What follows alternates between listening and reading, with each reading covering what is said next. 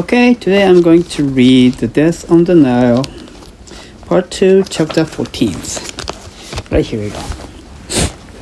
Chapter 14. Escape Poirot's observation has not been at fault.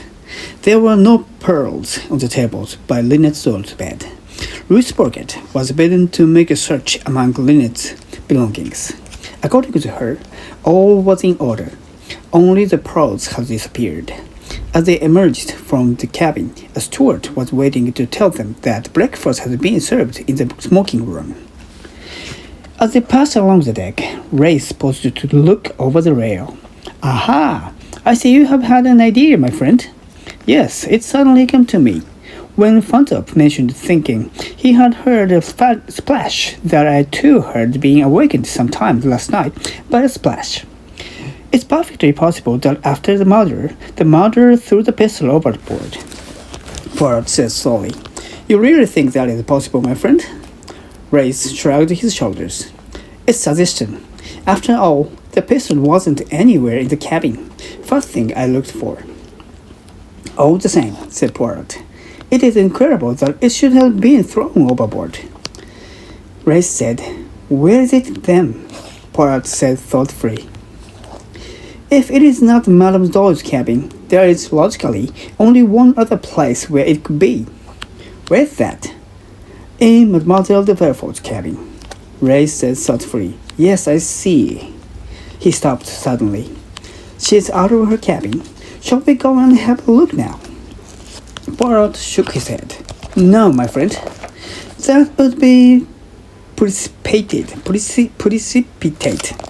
It may not yet have been put there. What about the immediate search for a whole boat? That way we should show a hand. We must work with great care. It is very delicate, our position at the moment. Let us discuss the situation as we eat." Race agreed. They went into the smoking room. "Well," said Race, as he poured himself on a cup of coffee, "he's got two definite leads. There is a disappearance of the pearls, and there's a man Fleetwood. As regards the pearls, robbery seems indicated, but I don't know whether you'll agree with me," Poirot said quickly. "But it was an odd moment to choose." "Exactly. To steal the pearls at such a moment invites a close search of everybody on board. How then could the thief hope to get away with his booty? He might have got ashore and dumped it. The company always had a watchman on the bank. Then that is not feasible. Was the murderer committed to divert attention from the robbery? No, that does not make sense. It is profoundly unsatisfactory. But supporting the Madame Doyle's woke up and caught the thief in the act, and therefore the thief shot her. But she was shot while he slept, though that too does not make sense. You know, I have a little idea about these pearls, and yet, no, it is impossible, because if my idea was right, the pearl would not have disappeared. Tell me, what did you think of the maid?" "I wondered," said Race slowly, "if she knew more than she said." "Ah, you two had an impression." "Definitely not a nice girl," said Race. Escape Poirot nodded. "Yes, I would not trust her, that one." "Yes, think she had something to do with the murder." "No, I would not say that." "With the theft of the pearls, then?" "This is more probable." "That is more probable. She has only been the Madame Doyle a very short time. She may be a member of a gang that specializes in the jail robberies. In such a case, there is often a maid with excellent references. Unfortunately, we are not in a position to seek information on these points." Okay, please come back. I shut the door because the machine outside of the trigger is too loud. I'll get rid of it. Alright, let's start from here. In such a case, there is often a maid with excellent references. Unfortunately, we are not in position to seek information on these points. And yes, that explanation does not quite satisfy me. those pearls are secure. My little idea ought to be right, and yet nobody would be so imbecile. He broke off. What about the man Freewood? We must question him. It may be that we have the solution. If Louis Burgert's story is true, he had a different motive for revenge. He could have overheard the scene between Jacqueline and Madame Doyle. And when they had left the saloon, he could have dared in the secret again. But it is all quite possible, and that letter J screwed in blood. That, too, would accord with a simple, rather crude nature. In fact, he's just the person we are looking for. Yes, only. Poirot rubbed his nose. He said with a slight glimpse. See you. I recognize my own weakness. It has been said of me that I like to make a case difficult. This solution that you put to me, it is simple, too easy. I can't feel that it really happened, and yet that may be a sincere pursuit of my part.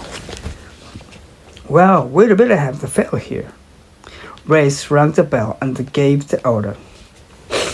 Then he said, any other possibilities? Plenty, my friend. There is, for example, the American trustee. Penningston? Freewood said suspiciously. You wanted to see me? We did, said Race. You probably know that a murder was committed on this boat last night. Freewood nodded. And I believe it is true that you had reason to free anger against the woman who was killed. A look of alarm rang in Freewood's eyes. Who told you that? You consider that Madame Doyle was interfered between you and the young woman. I know who told you that. That lying French hussy. She's a liar through and through, that girl. But this particular story happens to be true. It's a dirty lie. You said that although you don't know what it is yet. The shot told. The man flushed and gulped. It is true, is it not, that you were going to marry the girl Mary, and that she broke it off when she discovered that you were a married man already. What business was it of hers? You mean, what business was it of Mrs. Doyle's? Well, you know, bigamy is bigamy. It wasn't like that. I married one of the local out here. It doesn't answer. She went back to her people. I've not seen her for half a dozen years. Still, you were married to her. The man was silent. Race went on. Mrs. Doyle, or Miss Ridgway, as she then was, found out all this? Yes, she did, of course her. She did. Curse her. Nothing about where no one ever asked her to. I'd have treated Mary right. I'd have done anything for her. And she'd never had known about the other. If it hadn't been for that meddlesome young lady of hers. Yes, I'll say it. I did have a grudge against the lady, and I felt bitter about it when I saw her on this boat, all dressed up in the pearls and the diamonds and rolling it all over the place with never a thought that she'd broken up a man's life for him. I felt bitter, all right. But if you think I'm a dirty murderer, if you think I went and shot her with a gun, well, that's a damned lie. I never touched her, and that's God's truth. He stopped. The sweat was rolling down his face. Where were you last night between the hours of 12 and 2? In my bunk sleep.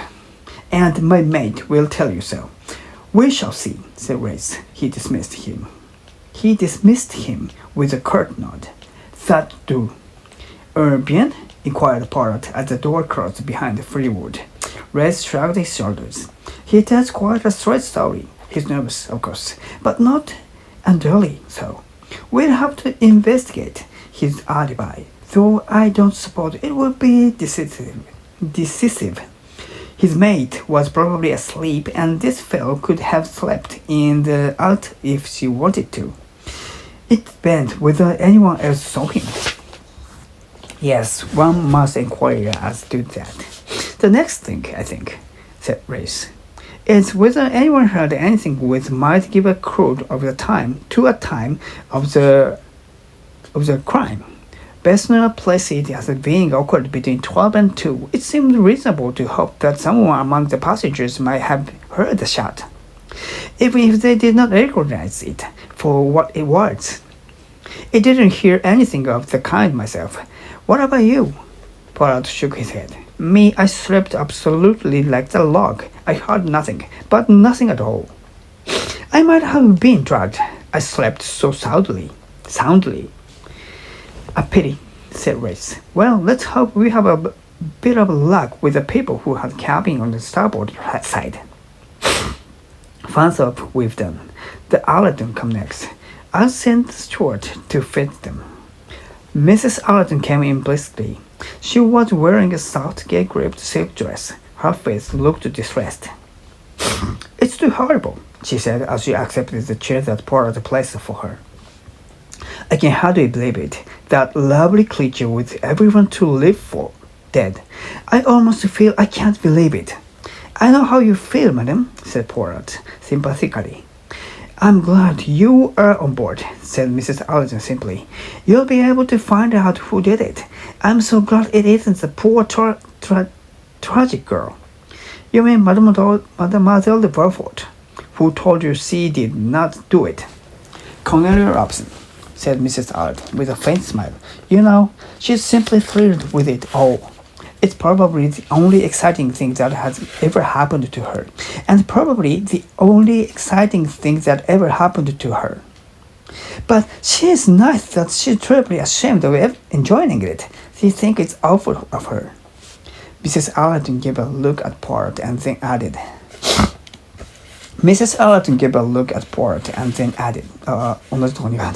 But I mustn't chatter. You must ask me questions. If you please. You went to bed at what time, madame? Just after 10:30. And you went to sleep at once? Yes, I was asleep. I was sleepy. And did you hear anything at all, during the night? Mrs. Allerton wrinkled her brows. Yes, I think I heard a splash and something running. Or was it the other way about? I'm rather hazy. I just had a vague idea that someone had fallen overboard at sea. A dream, you know. And then I woke up and just listened, but it was all quite quiet. Do you know what time was that? No, I'm afraid I don't, but I don't think it was very long after I went to sleep. I meant it was within the first hour or so. Alas, madam, that is not very definite. No, I know it isn't, but it's not good trying to guess, is it? When I haven't really the vaguest idea. And that is all you can tell us, madam? I'm afraid so. Had you ever actually met Madame Doyle before? No. Tim had met her, and I'd heard a good idea about her, though a cousin of ours, Joanna Southernwood, but I'd never spoken to her till we met at Aswin. I have one other question, madam, if you will pardon me for asking. Mrs. Allerton murmured with a faint smile. I should have loved to ask an indiscreet question. It is this. Did you or your family ever suffer any financial loss through the operations of Madame Doyle's father, Malhush Ridgway? Miss Allerton looked thoughtfully astonished. Oh no, the family finances had never suffered except by dwindling. You know, everything playing less interest than it used to.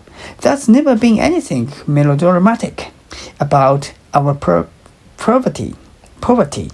My husband left very little money, but what he left I still have, though it doesn't yield as much as it used to yield. I thank you, madam. Perhaps you will ask your son to come to us, Tim said lightly when his mother came to him. Ordeal over? My turn now. What sort of things did they ask you? Only whether I heard anything last night, said Mr. Allerton, and unlikely I didn't hear anything at all. I can't think Why not?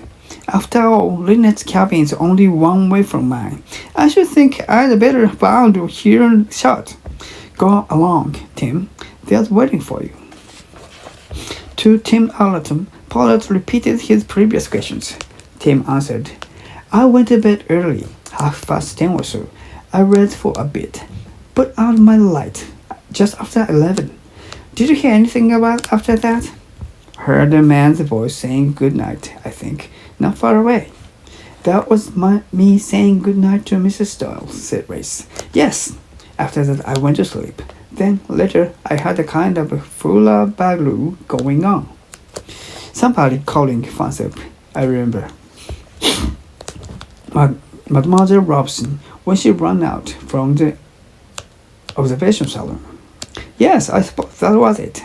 And then a lot of different voices, and then somebody running along the deck, and then a splash, and then I heard only Bessemer booming out something about careful now, and not too quick. You heard a splash? Well, something of that kind. You are sure it was not a shot you heard? Yes, I suppose it might have been. I did hear the cork pop. Perhaps that was a shot. I may have imagined that the splash from the connecting the idea of the cork with liquid pouring into a glass. I know my foggy idea was that there was some kind of party on, and I wished they'd all go to bed and shut up. Anything more about after that? Tim thought. Only thought of burgling around in his cabin next door. I thought he'd never go to bed. After that, Tim shrugged his shoulders. After that, oblivion. You heard nothing more? Nothing, whatever. Thank you, Mr. Allerton. Tim got up and left the cabin. Okay, I finished the chapter 14, and this is all about the interviews again. And the first of the places. And before that, I think I better calculate the pages. Okay, reporting it. It's from the 200 pages, page 200 to 212. So it's about 12 pages. Yes, out of 12 pages. And the first one is a thought of Monsieur Poirot and races. And they are talking about the gun. The gun is missing, and it didn't found at all. And there was a splash. So they think that the gun was thrown out by the murderer, and there's missing. But the Poirot also said there might be a possibility that the gun is at the Madame de Belfort.